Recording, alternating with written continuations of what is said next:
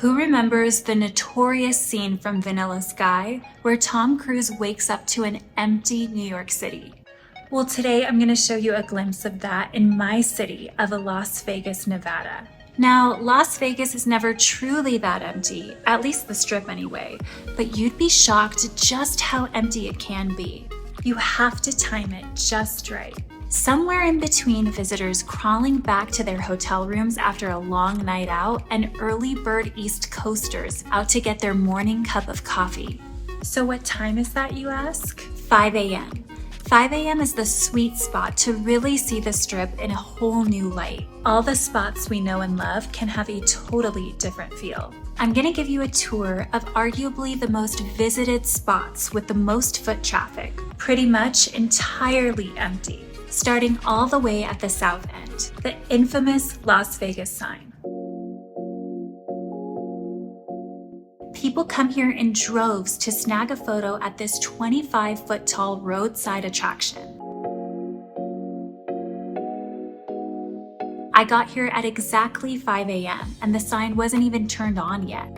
As soon as I looked up on my phone when the sign turns on, which said is at dusk, by the way, the sign jolted on and immersed the area with light. Now, you can come here at any time, day or night, just know the light won't always be on depending on the time. It's crazy to think that in just a few hours, there will be so many people waiting in a long line just to get a photo op in 100-degree weather. And we have it all to ourselves right now. What's the first thing that comes to mind when you think of Las Vegas? For me, it's the Bellagio. It's center strip and always packed full of tourists. You have the fountains, of course, and you also have the conservatory, which changes multiple times a year according to the season. Right now, they have the summer display, and the 14,000 square foot botanical garden is entirely empty.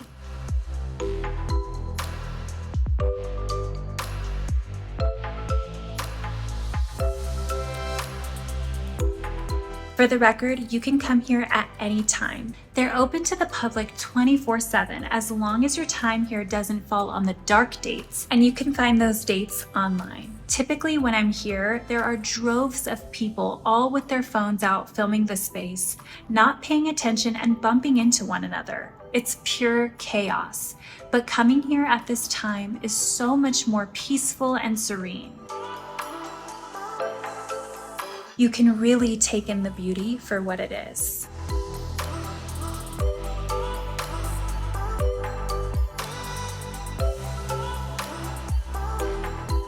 By the way, it's not like it's a slow day. There are plenty of cars in the parking garages. Let's head over next door to another well-known heavy traffic destination, good old Caesar's Palace. I bet you've never seen it like this before. The Forum shops are quiet and desolate, quite a contrast compared to its typical state.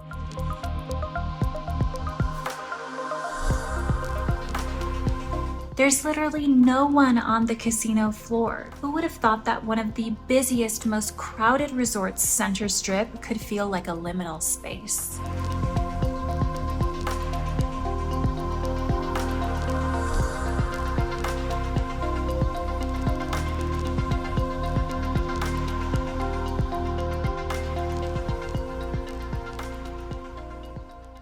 At this point, the sun has come up and we're running out of time. Slowly but surely, there will be taxis lining up and people stepping out for a morning jog. We've also got some stragglers coming in with the morning walk of shame. Heading over to a typically very chaotic area, we have the Linq Promenade. The promenade is an area between the Linq and Flamingo Resort which tourists visit to shop and dine as there are many boutiques and restaurants to explore. It can get very busy, but right now there are no life forms here other than the Las Vegas pigeons.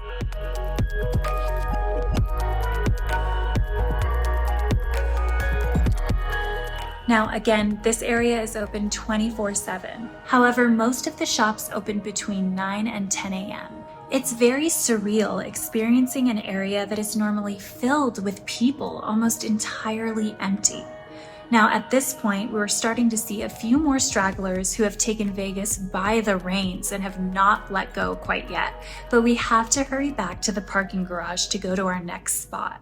And I've saved the best for last. Welcome to the king of all chaos. We have entered the Venetian. Now, I'm partly here to experience these liminal spaces and document it while I can, considering how much time we have left, but I'm also here to visit my favorite coffee shop, which will be opening soon. But first, let's check out the Grand Canal shops. Gondolas are off right now, and there's not a single soul in sight.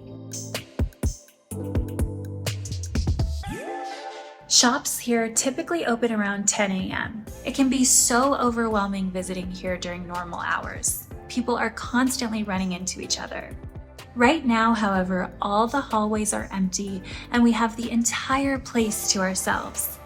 It is weird, but by no means is it creepy. There's comfort knowing that in a few hours, this place will be bustling, but it's still very cool to see it this way nonetheless.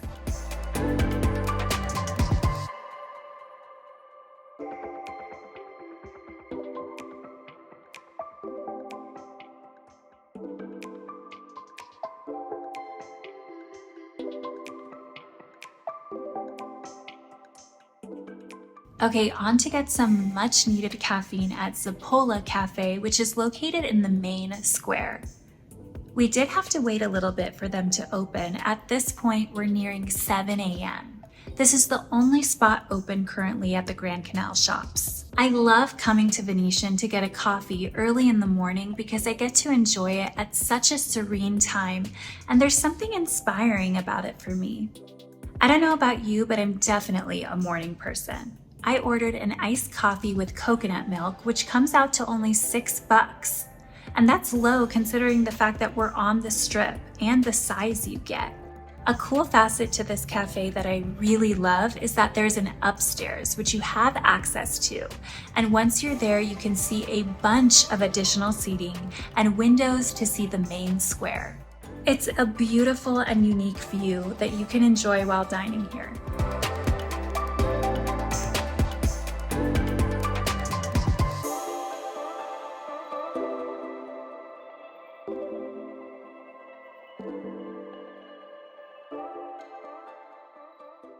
I love how much there is to look at inside of these resorts. I thought I'd show you one last spot before we leave the Venetian, and even though people are starting to roll in at this point, there's still way less than there'd normally be. This might be a great time to have your photo op at the love sign around the corner of the Grand Canal shops.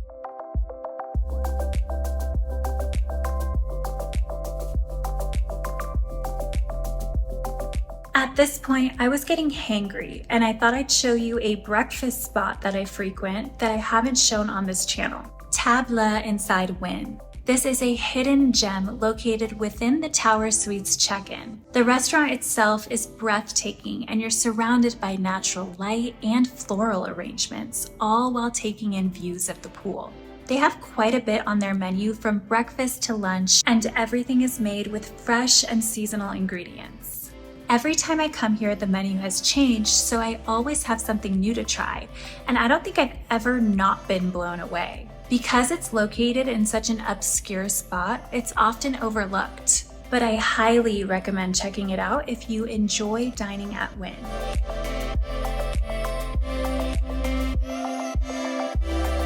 At this point, the sun is out, it's a beautiful day, and people are up and ready to enjoy Las Vegas and all it has to offer. And we got to see it all before them.